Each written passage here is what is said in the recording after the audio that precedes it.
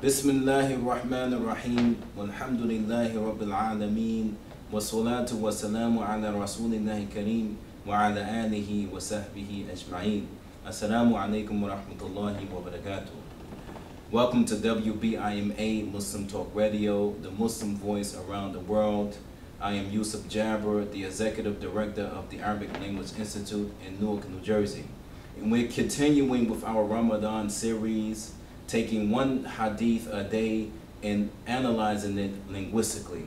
And today we are on hadith number 3, and it reads, وعن ابن عمر رضي الله عنهما قال تراءى الناس الهلال فأخبرت النبي صلى الله عليه وسلم أني رأيته فصام وأمر الناس بصيامه. And the translation of this hadith is on the authority of Ibn Umar. May Allah be pleased with both of them. He said that the people gathered in order to see the hilal, meaning the new crescent. So I informed the Prophet that indeed I saw it, and he fasted, and he commanded the people to fast. Right, so this is the hadith of today, inshallah. We're going to begin with the asma, with the nouns. Right, and the first noun that we would like to take a look at is the word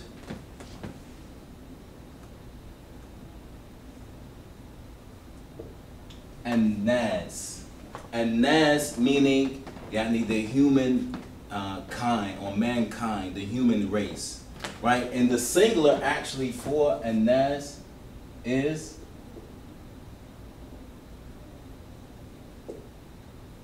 Al-Insan.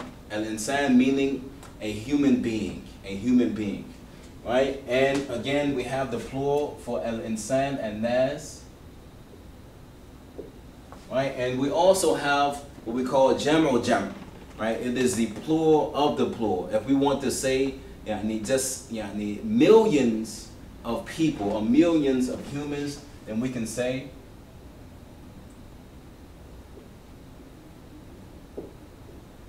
unas, unas. Our next word is al-hilal. Al-hilal, technically it means the new crescent. And this is the crescent that identifies the beginning of a new lunar month. However, most people translate it as the new moon. But technically, it cannot be the new moon, because the new moon is the phase in which the moon cannot be seen. Right? It is the phase in which the moon cannot be seen. So al-hilal, technically, it means the new crescent. And the plural for al-hilal is ahilla. Ahilla. Our next word is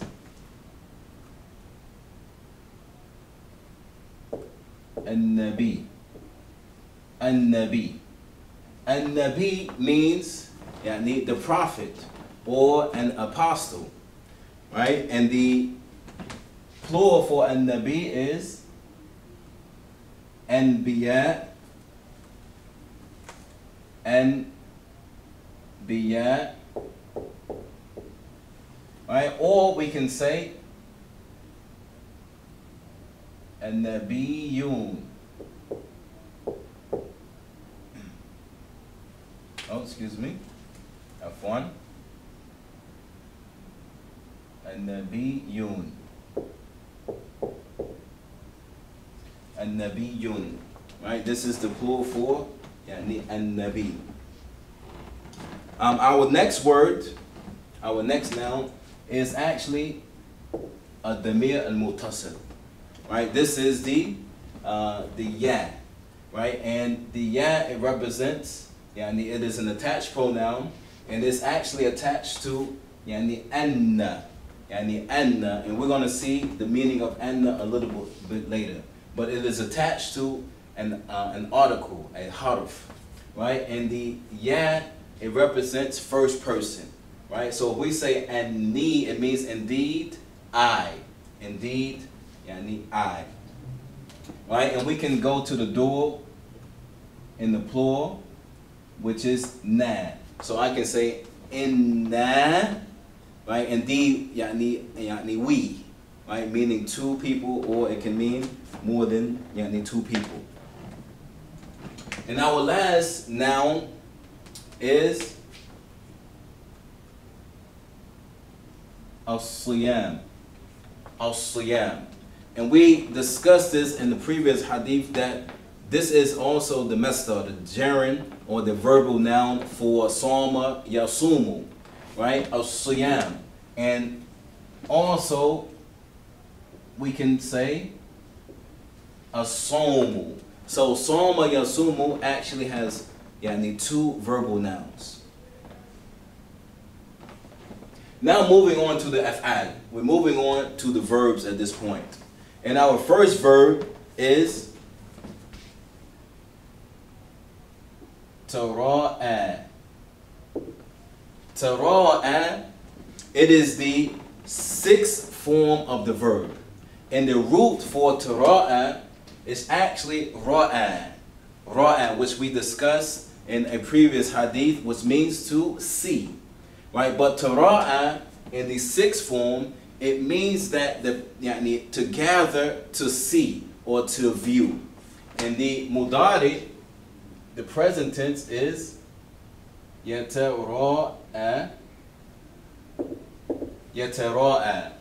And the masdar for this particular verb in the sixth form is tara'i.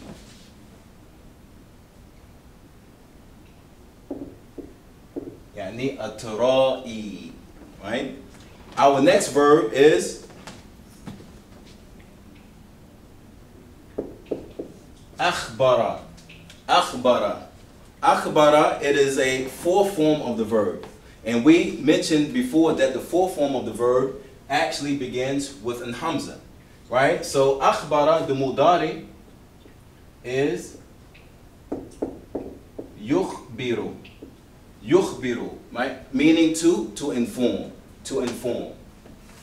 And the command for this verb is akhbir. Akhbir. Right? And the verbal noun, the masdar, is al-ikhbar. Al-ikhbar. Right? And we have one more verb in this particular hadith that we're going to focus on. And that verb is amara. Amara, he commanded. He commanded. And you will always see amara with a harful jar, be. Right? Amara be, to command with something. To command with something. Right? And the mudari for this is ya'muru. Ya'muru. And the fil amra, the command is mur. Mur, meaning to command. Right? And the masdar for amra is al-amru. Al-amru, command or commanding.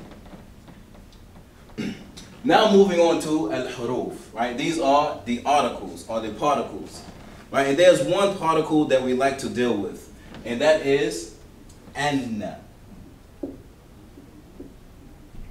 Anna. Anna is actually from akhawat al-inna. It is one of the sisters of inna. And it has a special ruling that we are going to get into a little bit later in this series. However, anna in meaning is tawkid. It means indeed, or surely, or truly. And there's one thing else that I would like to get into as a grammar note is the word bi siyamihi. Bi siyamihi.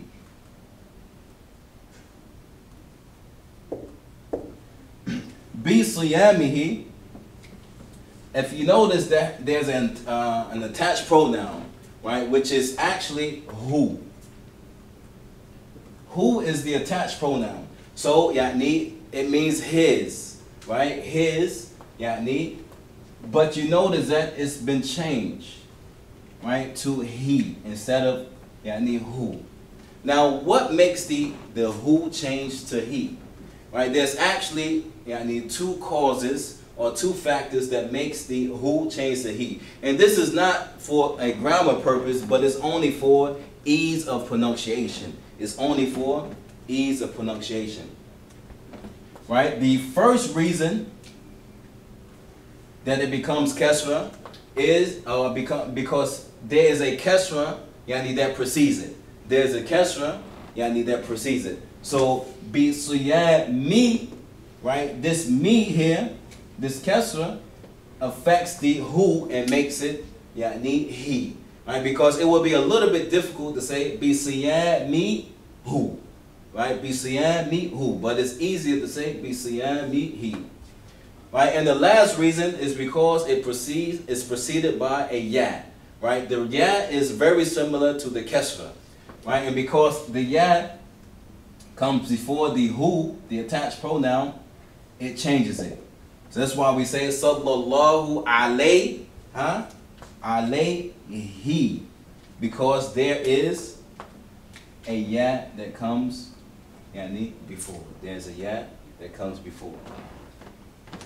So moving on to our grammatical analysis of this particular hadith, right? We have wa, yani harfu at, yani a conjunction.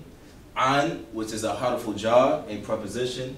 Ibni is the ism majroor. It is the object of the preposition. It is majroor. It is genitive, and its sign is kasra. Right? And it's also mudaf. Right? The first word of a compound word. And mudafun ilayhi, the second word of the compound, is umara. Right? And we mentioned that umara, it is mamnu min as-sarf. It does not take tanween, nor does it take kasra. Instead of taking kasra, then it takes fatha. Qala, fi'l madi, it is a past tense verb. Yani tara'a, fi'l madi, it is also past tense, and we mentioned that it's on the sixth form. Right? But yani who is yani gathering and citing, for example, the new crescent? An-nasu. An-nasu is the fa'il. It is the the doer of the action. So it is marfu, and the basic sign of marfu of a nominative noun is dhamma. Right? But what are they viewing or gathering to view? Al-hilal. Right? This is the maf'ulun bihi. This is the object of the verb. And the object of the verb is always mansub. Right? It is always accusative, and the basic sign of an accusative noun is fatha. Right? فَأَخْبَرْتُ النَّبِيِّ. Yani fa, harfu ath, a conjunction. Akhbara, fi'l madi, past tense verb. However, this past tense verb has an attached pronoun that serves as the fa'il. It serves as the doer of the action, because we ask, who informed? Akhbartu, I informed. And who did I inform? An-nabiyya, right? That is the maf'ulun bihi, the object of the verb. And it is mansub, and the sign of mansub is fatha. Right? Anni, right? Anna, it is from the sisters of yani inna. Right? And the subject of inna, ismu inna, is the ya, the attached pronoun. And the khabara of inna is actually a jumla fi'liya, a verbal sentence. Right? And the verbal sentence is ra'a, fi'l madi. Right? Fi'l madi, yani, and the attached pronoun to, right, is the fa'il. It is the yani, the doer of the action. Who saw? I saw. For ra'aytu. And what did I see? Who. Right? The attached pronoun, yani, who, which serves as the maf'ulun bihi, the object of the verb. And the who refers back to al-hilal, the new crescent. Yani for sawma, right? Fa is the conjunction. Sawma, fi'l madi. Right? What? Conjunction, harfu atf. Amara, fi'l madi, right? It is past tense. And who did he command? Amara, right? And it is going back to a nabi, right? Huwa. right? The Prophet sallallahu alaihi wasallam, he commanded. And who did he command? An-nasa. An-nasa is maf'ulun bihi. It is the object of the verb, يعني, and is mansub, and the basic sign for mansub is fatha. B harful jar, siyamihi. يعني siyam is the ism majroor. It is the object of the harful jar, or of the preposition. It is majroor, and the basic sign of majroor يعني is kasra. Siyam also serves as يعني the mudaf. It is the first noun in the compound word. And the second noun is the attached pronoun, يعني hu, right? Hu, which is the mudafun ilayhi. And we said that the hu changes to he because it is preceded يعني by the kasra. Now just the basic يعني understanding of this particular hadith. As Ibn Umar, the son of Umar ibn Khattab, may Allah be pleased with both of them, he said that the people, they gathered in order to sight the new crescent. Right? This is something that common that took place, especially during the months of major ibadah like Ramadan, that the people took sighting the moon very serious. Right? So for akhbaratu Nabi. Right, so Ibn Umar, he informed the Prophet ﷺ that he saw it. That he saw it. And because he saw it, what did the Prophet ﷺ do immediately? Right? He fasted.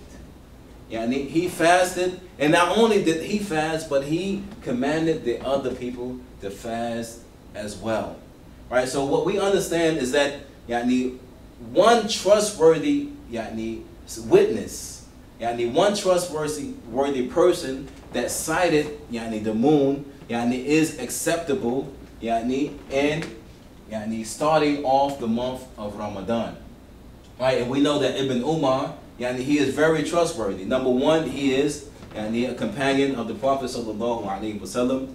Number two, he is Ibn Umar. He is the son of Umar ibn Khattab, radiallahu anhum ajma'in. Right? He is his son, and we know that Ibn Umar, or Umar ibn Khattab, he was the second Khalifa after Abu Bakr.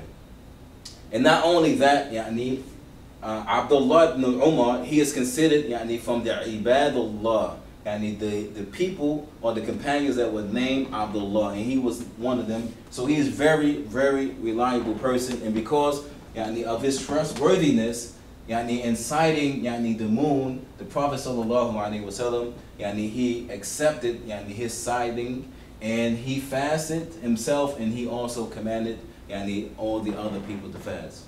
And again, we thank you for viewing.